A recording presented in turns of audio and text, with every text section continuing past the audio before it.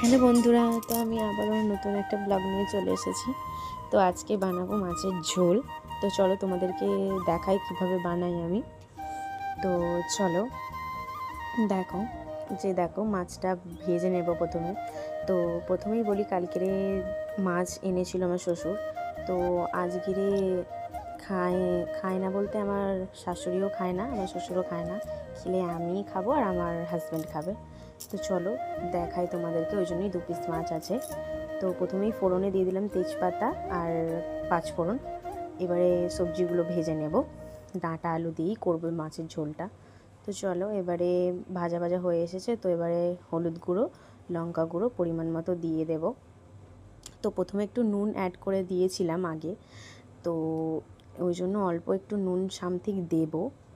তো দেখো এবার একটু ভালো করে নেড়ে নিলাম, একটু ভাজা ভাজা হয়ে এসেছে। টমেটো দিয়ে দিয়েছিলাম।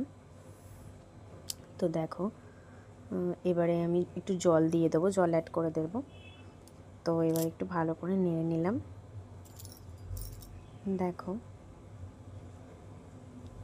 একটু ভালো করে নেড়ে নেব, আরও একটু সামান্য পরিমাণ জল দিতে হবে যেহেতু ঝোল খাবো।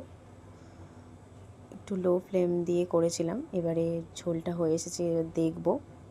তো দেখো আলু প্রায় সিদ্ধ হয়ে গেছে। তো কে কে এরকম ঝোল খেতে ভালোবাসো তাড়াতাড়ি কমেন্ট করো। এবারে মাছটা তুলে দেব। দেখো এবার আরেকটু নেড়ে দেব, একটু মাখামাখাই করবো, ঝোল ঝোল মতো। তো প্লিজ আমার চ্যানেলকে তাড়াতাড়ি করে সাবস্ক্রাইব করো, লাইক কমেন্ট শেয়ার করো, তোমরা ভুলে যাচ্ছ। তো দেখো এই যে মাছের ঝোল আমাদের রেডি হয়ে গেছে, তো জানিও প্লিজ।